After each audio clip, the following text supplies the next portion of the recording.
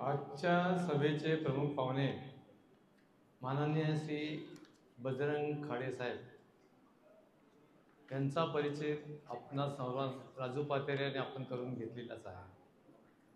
त्यानंतर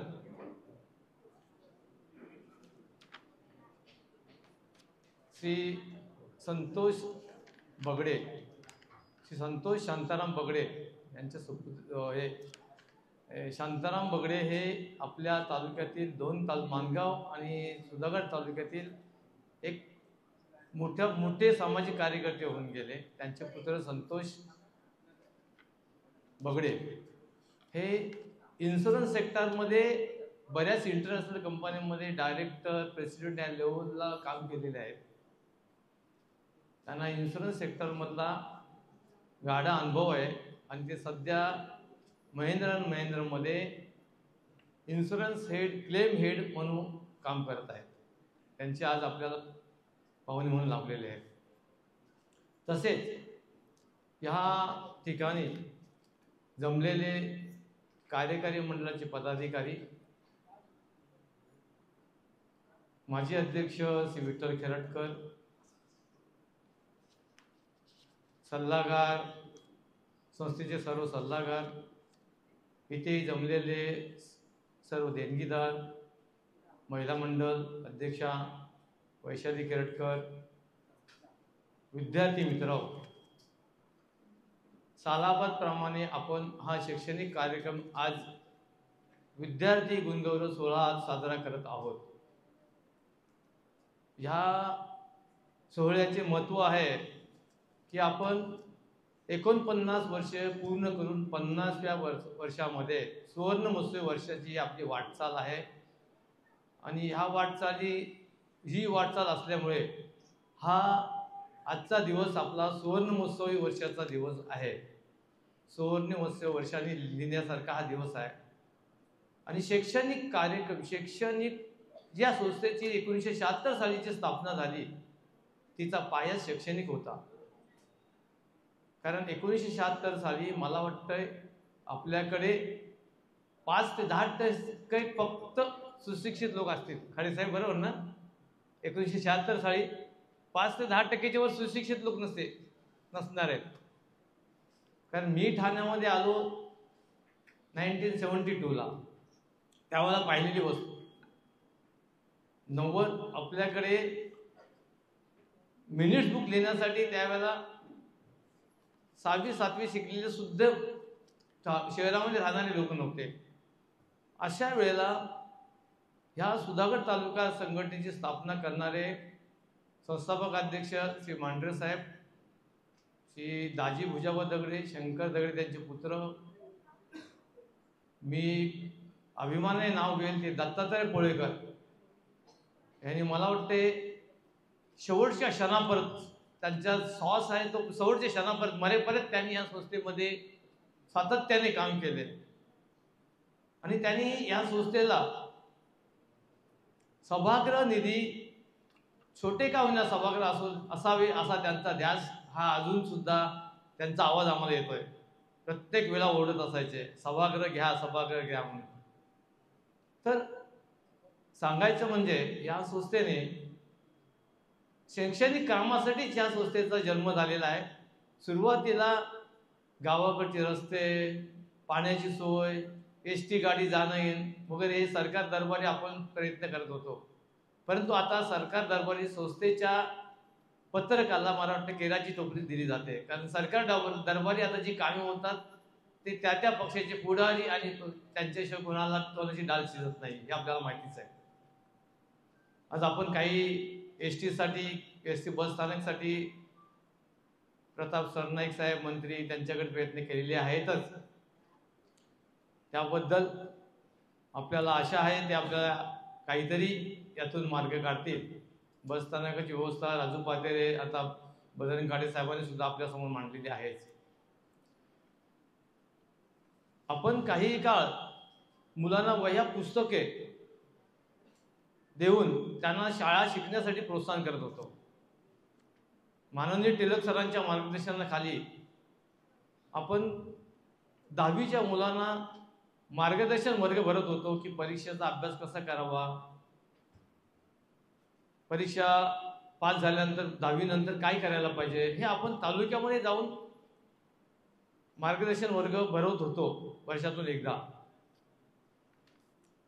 परंतु मागील काही वर्षापासून आपण पितृछत्र हरपलेले विद्यार्थी दत्तक घेण्यास सुरुवात केली शैक्षणिक मदतीसाठी. 2006 माननीय अध्यक्ष श्री विठ्ठल खरडकर यांनी पितृछत्र हरपलेल्या मुलांना आपण मदत करायला पाहिजे हा विषय काढला आणि त्यानंतर आपण त्या पितृछत्र हरपलेल्या विद्यार्थ्यांना शैक्षणिक दत्तक घेऊन शैक्षणिक त्यांना मदतीचे आपण सर्वीकडे काम सुरू केले. ठाणे शहरामध्ये सुरू केले, त्यानंतर आपण ग्रामीण भागात सुद्धा पोचलो. मागील 10 वर्षामध्ये आपण टाटा कॅपिटलच्या CSR फंडातून तालुक्यातील 14 शाळांना पितृछत्र हरपलेल्या विद्यार्थ्यांबरोबर गरीब, दिव्यांग ह्या विद्यार्थ्यांसाठी तसेच सर्व प्रकारच्या विद्यार्थ्यांसाठी आपण 14 हायस्कूलवर शैक्षणिक मदतीची क्रांती घडवली. 10 वर्षापूर्वी आपल्या तालुक्यामध्ये फक्त वह्या वाटणं वगैरे असं तुरळक प्रकार घडायचे, परंतु गेल्या 10 वर्षामध्ये आपण 14 शाळांवर शैक्षणिक साहित्य, क्रीडा साहित्य, लायब्ररी, 9 शाळांकडे साठी आपण शौचालय बनवून दिले. असे विविध प्रकारचे जवळजवळ 1.5-2 कोटीचा फंड आपण टाटा कॅपिटलकडून गेल्या 10 वर्षामध्ये मिळवला आणि तो 14 हायस्कूलवर मुलांच्या गरजेप्रमाणे मुलांच्या शाळेचे ॲडमिशन असेल त्यांना मदत करणं, असे विविध प्रकारची स्कॉलरशिप परीक्षासाठी सर्व प्रकारच्या स्कॉलरशिप परीक्षेसाठी आपण मुलांना स्कॉलरशिप पुस्तके घेऊन देणं, त्यांना मार्गदर्शन वर्ग भरवणं इत्यादी आपण प्रयत्न केले आणि त्यांना चांगल्या प्रकारे यश आलेलं आहे. वेगवेगळ्या प्रकारच्या क्रीडा साहित्य मुलांना घेऊन देणं, त्याप्रमाणे त्यांच्या स्पर्धा घेणं असे सुद्धा आपण काम करत आहोत. त्याप्रमाणे सैनिक भरतीपूर्व प्रशिक्षण वर्ग सुद्धा आपण मॉस्को अकॅडमी इकडे परिचय भरून आपण मुलांना सैनिकांमध्ये भरती होण्यासाठी प्रोत्साहन दिलेलं आहे. परिचर्यिका मार्गदर्शन वर्ग कोर्स सुद्धा आपण सुरू केला होता. विविध प्रकारे मुलांची, विद्यार्थ्यांची, तालुक्याच्या विद्यार्थ्यांची सर्वांगाने प्रगती व्हावी यासाठी आपण गेले कित्येक वर्ष काम करत आहोत आणि आज त्या कामाला मान्यता मिळाली आहे. आज तालुक्यामध्ये सुधागड तालुका रहिवासी सेवा संघ ठाणे मला वाटतंय नक्कीच शैक्षणिक कामामध्ये नावाजलेली संस्था म्हणून तालुक्यामध्ये आज नावाज रूपाला आलेली आहे. आज ठाण्यामध्ये जे आपला पितृछत्र कार्यक्रम होतो, पितृछत्रसाठी जवळजवळ ठाण्यामध्ये वर्षाला 30-35 मुलांसाठी आपण ही मदत करतो. त्यांना शैक्षणिक साहित्य, त्यावर आर्थिक मदत करतो. तसेच सुधागड तालुक्यामध्ये जवळ 145 पितृछत्र हरपलेली मुलं आपण आयडेंटिफाय करतो आणि त्यांना सुद्धा त्याप्रमाणे त्यांची शाळेत फी, त्यांना दप्तर वगैरे याची मदत करत असतो. आणि हे मदत करत असताना मी आवर्जून सांगू इच्छितो की पितृछत्र हरपलेला हा आपण जो कार्यक्रम सुरू केला, मदतीचा कार्यक्रम सुरू केला, तेव्हापासून ह्या संस्थेमध्ये मदतीचा योग खूप वाढलेला आहे. आज इथे आलेले देणगीदार मी त्यांचा खरोखर आभारी आहे, ऋणी आहे की फक्त सुधागड तालुका संघटनेचा एक मेसेज गेला की सालाबादप्रमाणे आपण देणगी दिलेली आहात आणि हा शैक्षणिक कार्यक्रम अमुक दिवशी आहे, तरी ह्या कार्यक्रमासाठी आपण देणगी द्यावी. आणि बँकेचं डिटेल टाकल्यानंतर इथे बक्षीस घेऊन गेलेले विद्यार्थी ठाणे, मुंबई, इव्हन गावाकडच्या सुद्धा काही दानशूर व्यक्ती ह्या बँकेच्या अकाउंटमध्ये पैसे ट्रान्सफर करतात, ही काही परतफेड न करताना सुद्धा. म्हणजे ह्या कार्यक्रमाला हा लोकांना किती आवडलेला आहे. आणि ह्या कार्यक्रमामुळे जवळजवळ गेल्या 10 वर्षामध्ये 2,500 मुलांना आपण मदत केलेली आहे. आज आपण हे सर्व करत असताना 10वी 12वी पदवीधर या मुलांचा गुणगौरव करतो आणि हीच मुलं आपल्याला नियमितप्रमाणे, मी नाव घेऊ इच्छितो, महेश्वरी साजेकर एक दिवस स्वतः ऑफिसमध्ये आली, म्हणतात काका ते आपले कार्यक्रम खूप चांगला असतो, मला काहीतरी द्यायचं आहे. म्हणजे एक उदाहरण झालं. ते आता बसले तिकडे, स्वतः आले आणि किती देऊ सांगा. मी म्हटलं तुझ्या मनाने दे. तिने 5,000 रुपये लगेच चेक दिला. आणि हे 5-6 वर्षापूर्वीची गोष्ट आहे, पण आता तिला सांगायच लागत नाही. तो कार्यक्रम मला कधी पाठवत राहते संस्थेच्या अकाउंटला. तर अशा काही गोष्टी आहेत की म्हणजे ह्या मुलांनी आपल्याला प्रोत्साहन दिलंय, तुम्ही कार्यक्रम करा, आम्ही पैसे देतो. ह्या प्रकारे हे शैक्षणिक कार्य चालू आहे.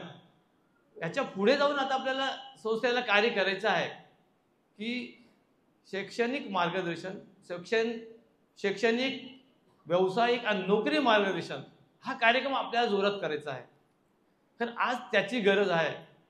आज तालुक्यामध्ये आपण CSR फंडातून काम करताना प्रत्येक शाळेवर इथून ठाण्यामधून चांगले ट्रेनर घेऊन जातो आणि त्या मुलांना शैक्षणिक, व्यवसाय, नोकरी मार्गदर्शन, त्याबरोबर आर्थिक साक्षरता हा सुद्धा विषय सारडे साहेब आम्ही घेतो. प्रत्येक शाळेवर वर्षातून एकदा तरी घेतो. कारण आर्थिक साक्षरता ही सुद्धा महत्त्वाची आहे. कारण नुसतं आपण शिकलो आणि शिकल्यानंतर आपण पैसे जमवले, पण ते कसे खर्च करायचे याच्यासाठी आर्थिक साक्षरता सुद्धा गरजेची आहे. आणि तो सुद्धा विषय आपण खेडोपाडी शाळेमध्ये घेतलेला आहे. आज जवळजवळ माझ्या अंदाजाने माझ्या एवढ्या वर्षाचा 10 वर्षाचा तालुक्यातला अभ्यास बघितला तर अंदाजे प्रत्येक वर्षी 1000 मुलं 10वी होऊन बाहेर पडतात. 10वी भल्यानंतर ती ठाणे, मुंबई, मेजॉरिटी मला वाटते 50% मुलं ठाण्यामध्येच येत असतील. परंतु त्यामधली 10वी 12वीला बक्षीस घ्यायला 10, 15, 20, 25च मुलं येतात. मग ती बाकी मुलं जातात कुठे?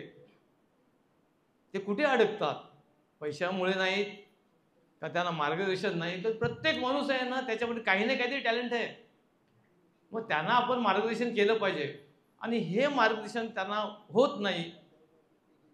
ठाण्यामध्ये मार्गदर्शन होत नाही किंवा मुंबईमध्ये होत नाही. काही मुलं आम्ही ऑनलाईन, मी आता एक याच्यामध्ये पत्रकामध्ये पण अनाऊन्स केलेला आहे तुम्हाला की ज्यांना शैक्षणिक व्यावसायिक मार्गदर्शन करण्याची इच्छा असेल, ज्या घेण्याची असेल, त्याने आपल्याला वेबसाईटवर एक लिंक दिली. त्या लिंकवर आपण रजिस्ट्रेशन केलं आणि 25 मुलांचं जरी रजिस्ट्रेशन आलं तरी तुम्ही सांगेल त्या दिवशी आपण आपल्या ऑफिसमध्ये ट्रेनर राहून आपण त्यांना मार्गदर्शन करू शकतो. म्हणजे आर्ट, सायन्स, कॉमर्स एकत्र मुलं आली तर नंतर त्यांना त्या फॅकल्टी वाईज सुद्धा वेगळं मार्गदर्शन करू शकतो. आज आपल्याकडे अडचण आहे ती जागेची. आज ऑफिसमध्ये 20-25 चेअर राहत नाही, एवढी छोटी जागा आहे. आणि त्याच्यासाठीच गेली काही वर्ष आपण प्रयत्न करत आहोत की आपल्याला प्रत्येक वेळेला एखादा मार्गदर्शन वर्ग लावला तर ते हॉल घेऊन तो खर्च परवडण्यासारखा नाही. समजा आपण वर्गाची डेट ठरवली आणि आपल्याला वाटलं 50 मुलं येतील, 5च मुलं आलीत, तर असे आम्हाला अनुभव आलेले आहेत. तर एवढा खर्च करून उपयोग होणार नाही. पण ती स्वतःची जागा असेल तर आपण तो रिस्क घेऊ शकतो. आज 5 आली, उद्या 10 आली, परवा असे वाढतील. वेगवेगळ्या प्रकारचे UPSC, IPSCचं जे काय कोर्स गायडन्स आहेत ते आपल्याला मुलांना देता येईल. ज्या मुलांची बाकी शिक्षणामध्ये आवड कमी आहे त्यांना टेक्निकली करता येईल. कारण आता शहरामध्ये खूप असे खाडे साहेबांसारखे रिटायर झाले, अग्निशमन दलामध्ये भरती होण्यासाठी काय करायला पाहिजे कधी बोलवलं तरी येऊ शकतील. बँकिंग परीक्षेमध्ये आपले लोक आहेत ते मदत करायला तयार आहेत. परंतु आज जागेचा अभाव आहे. तसेच आपले जे रहिवासी आहेत त्या रहिवाशांचा हा संपर्क नाही. त्यांना जर आपण आवाज दिला तर ते संपर्काने इथे येत नाहीत आणि ते मार्गदर्शन घेण्यासाठी मागे पुढे पाहतात.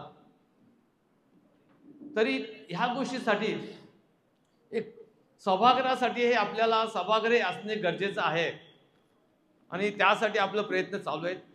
जास्त मोठे नसले तरी चालेल. हार्डली 100 मिनिमम 100 माणसं जरी बसली, 100 विद्यार्थी बसले तरी त्याचा उपयोग आपल्याला जास्तीत जास्त प्रमाणात होईल. आज बरीचशी मुलं नोकरी नसल्यामुळे व्यसनाधीन होत आहेत, मॉलमध्ये कामं करतायत. लग्नाची समस्या खूपच झालेली आहे.